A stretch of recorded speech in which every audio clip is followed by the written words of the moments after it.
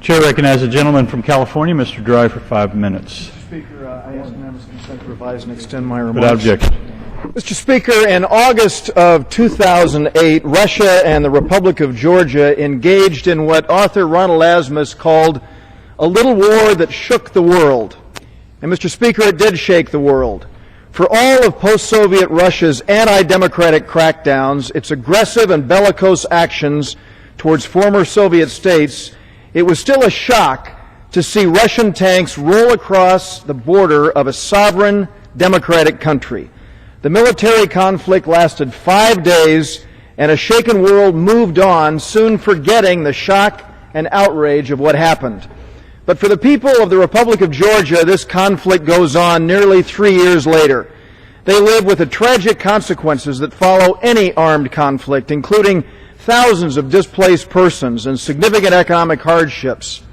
Beyond the human costs, they face the long-term strategic challenge of an occupying force in the regions of Abkhazia and South Ossetia, where Russia continues to violate the terms of the ceasefire to which it agreed. As occupiers, they violate the sovereignty and territorial integrity of an independent democratic state, one that has chosen a path towards integration with Euro-Atlantic institutions, and more important, one that has chosen integration with Euro-Atlantic values of democracy, human rights, and the rule of law. Russia's recalcitrance has left the region in a bitter stalemate as it flouts international norms and its own commitments.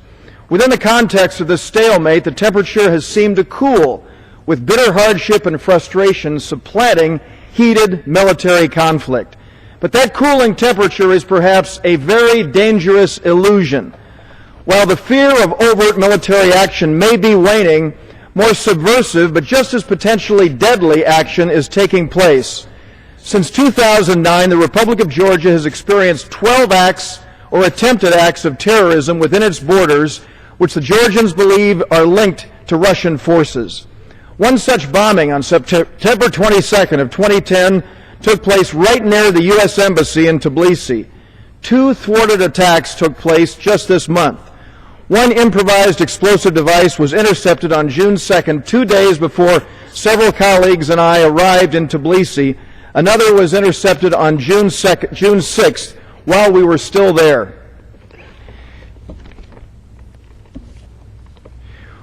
We had the opportunity to discuss with President Saakashvili at length the nature of these attacks and attempted attacks.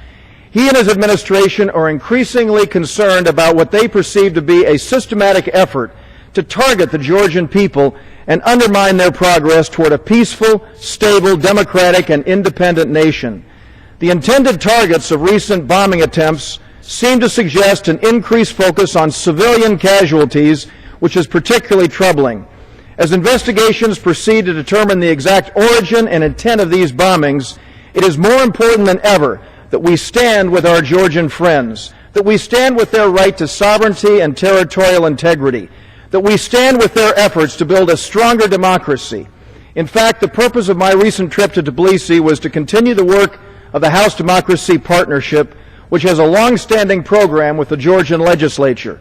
My co-chairman David Price and I have led a number of delegations to Tbilisi and hosted many Georgian legislators in Washington in order to provide training and support as they build their legislative institutions. It is important to work with new and re-emerging democracies as they grow and develop, but it's also more essential for us to support those who are under attack for the very reason that they have chosen their democratic path. The Obama administration has attempted to reset relations with Russia for a number of pragmatic and strategic reasons. I believe they were right to do so, but it's important to differentiate those relationships which are important for inescapable geopolitical considerations and those which are based on shared values and goals. As a major international player and a permanent member of the United Nations Security Council, we must engage constructively with Russia. But that does not mean we must turn a blind eye to its tactics or strategic aims towards the former Soviet sphere. To the contrary, we must engage with eyes wide open. Georgia is not the only state to have emerged from the Soviet orbit with democratic intentions, only to face deliberate, significant pressures from obstacles from Moscow. The nature of our engagement with Russia will get more scrutiny than ever as Moscow moves toward entry into the World Trade Organization. Bringing them into a rules-based trading system will help us deal with the challenges that we face, but we cannot lose our resolve to address these challenges or lose sight of the fact that the fate of democracy in the post-Soviet world is one of them. Those who are working diligently against great odds to build democratic institutions must know that the American people stand with them.